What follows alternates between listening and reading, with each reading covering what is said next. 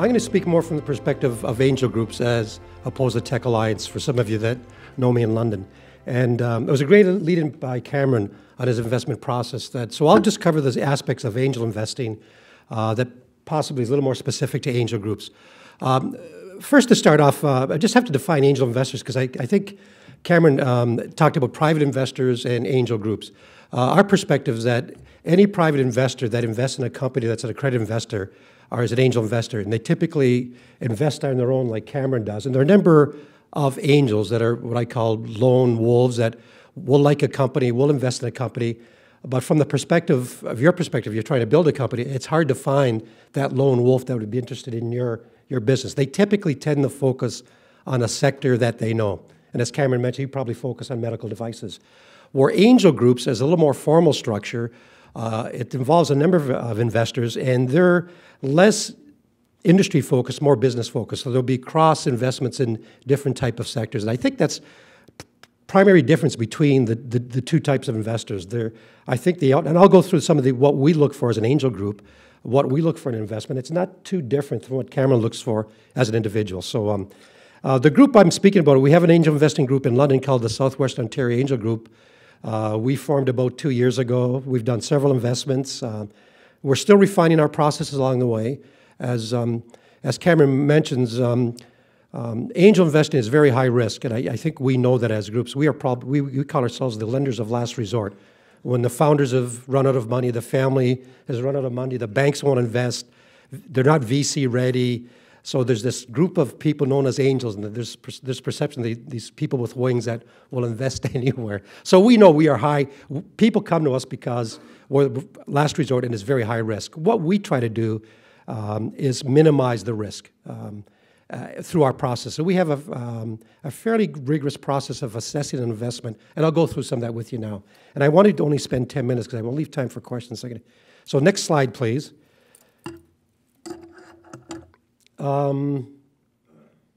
Okay, the only point I'll mention on that side is they are accredited investors. They are professional investors.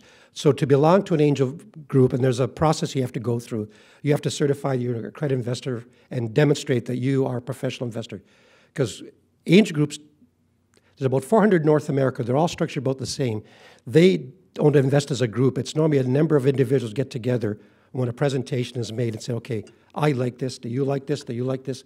Let's get together and do the investment. We offer some support, but the ultimate decision to invest is the individual. So to help the process along, we expect that individual to be a professional investor, understand the risk, understand the return, understand the business process. The purpose, I think the ultimate purpose is we want to make money as investors, but we do have a bias towards local industries. A number in our group are biased towards helping the local economy. So they will bias towards, if two investments look about equal and one is local and one is not local, they will bias towards the local. Even if it's not quite equal, there'll be some extra points given for a local business because of the local economy and local support. And I think the other reason is if it's a local company, you can keep your eye on it better as well. You can visit the facility, you can talk to the CEO and the leader, whereas if it's in Vancouver, it's tough to do that. So you'll see the angel groups typically invest primarily in local opportunities. So if wherever you are from Ontario across Canada, you should learn who your local angel groups are because they are the most favorable for your type of investment. Next slide, please. I talked about what is an angel investor, high net worth individual, credit investor, high risk, early stage. The reason, it's part of the portfolio management. We expect to achieve higher returns than you can in the market. So angel investors typically have our portfolio of investments, stocks, bonds, GICs, and then there's money left over that they've got. I'm going to try this. This is high risk, but at the same time, I expect very high return. And I think you indicated that in one investment, 40 times return. That's what an angel shoots for in every investment. I'm not sure if I've got this slide in here. It happens once in 10 investments, so there's always it would be nice if it happened all the time. They're active investors. Typically, angel groups, when they invest in a company, become partners in that company. They will offer advice. They will mentor the CEO. They will offer functional advice, whether it's marketing, finance, operations. They actually get involved with the company. So if you're thinking of angel investors, as a mechanism you want to go to, be prepared that they are going to be actively interested in what you're doing. And will drop in, will ask for reports. They are typically not hands-off investors because they're investing in an opportunity that, first of all, they like, they do have expertise in it, and they want to be involved. I talked about geographic focus. So that's and all angel groups, I say across, there's about 4 in North America, they're typically the same, almost the same dynamics. Next slide, please. Investment, I'm talking about individuals. Each individual in group typically does $2,500 to $100,000 per investment. We encourage a broad portfolio. As a group, the sweet spot is about $250,000 to $750,000. The groups in Ontario and Canada are not at the stage yet where some of the more mature groups in the States where you have angel investors, angel groups in the States investing $3 to $4 to $5 million. We're not quite there yet in Canada.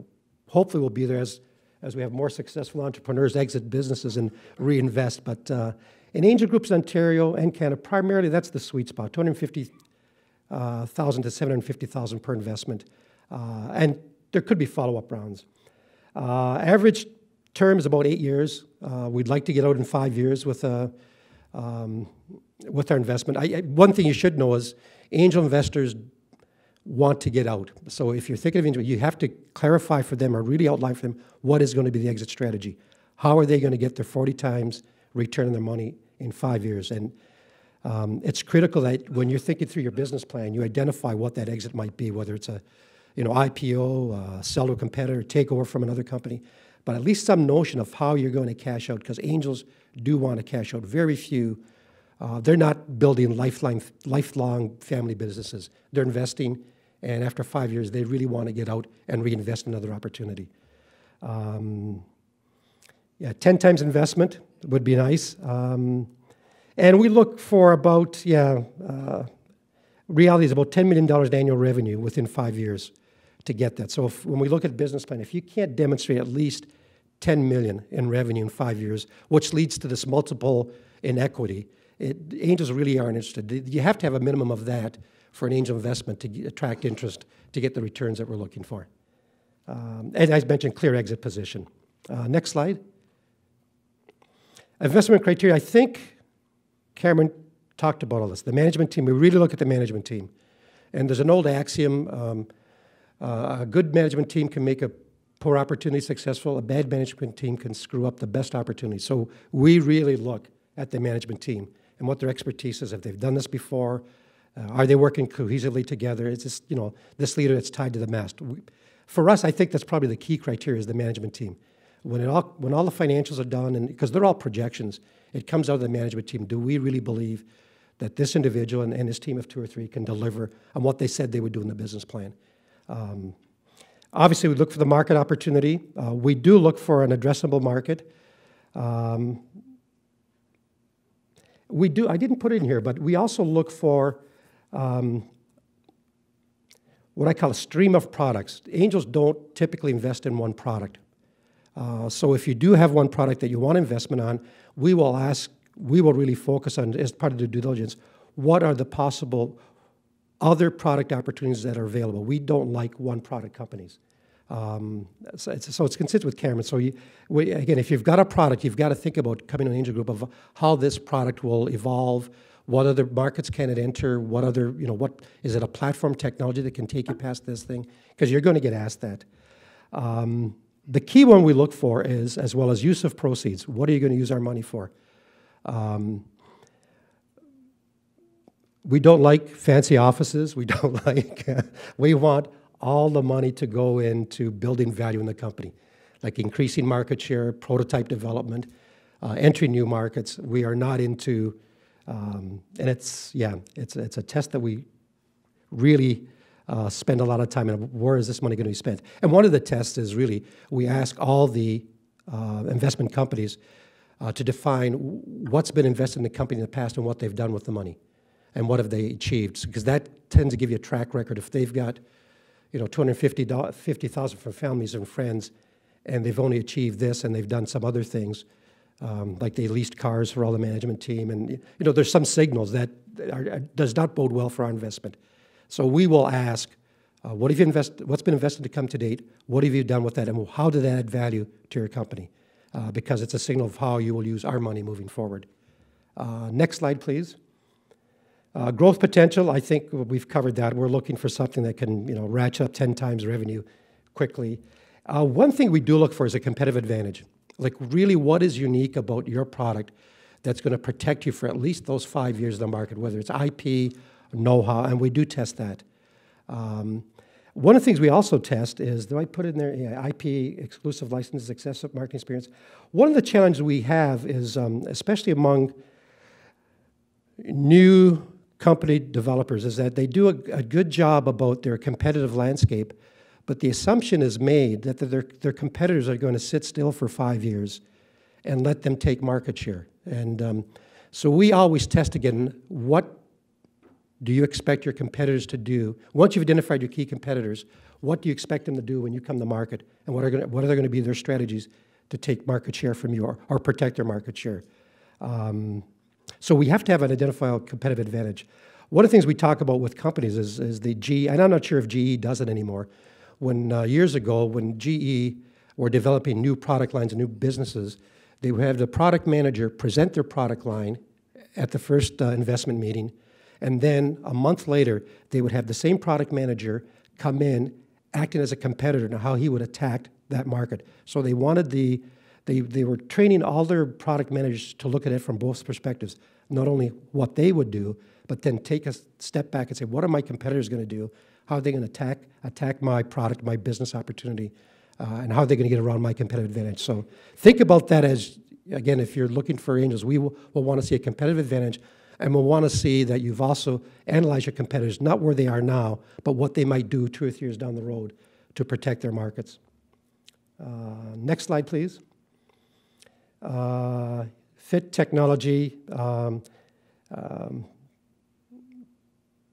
Yeah, I guess technology, it's a nice to have. Most medical devices typically are first of a kind. They're need to have versus nice to have, so I don't think those are appropriate here. For this audience, I think medical technology are typically need to have. And I think the last point I mentioned, the exit strategy is critical. How are we going to get out? Next slide, please. I won't go through the funding process. Basically, there's three key steps. You apply to our angel group, and I'll put the website out at the end. Oh, there it is there, at www.swangel.com. We screen it. We look at the opportunity. We invite you in to make a presentation to the members. Next slide, please. Start doing due diligence and term sheet negotiation. And it typically takes from 3 to 6 months to do a deal. Given the, it may vary in the complexity, but I've never seen one done in less than 3 months. I don't know, Cameron, how long, with your investments, how long it takes to get from the initial presentation to actually getting the money to the entrepreneur. But 3 months has been the quickest. We had one that took 8 months because there were 3 strategic partners with our angel group, so it was a multi-partner group.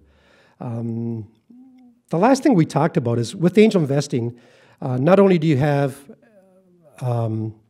dollars to help support your business, but you have a group of typically 7 or 8 people that will be mentors to you. And typically those 7 or 8 people are technology experts, marketing experts, financial experts that will offer their advice. So it's almost like building an advisory team with the investment. So we like to think you get both benefits. You not only get the money, but you get this free mentorship advisory service free.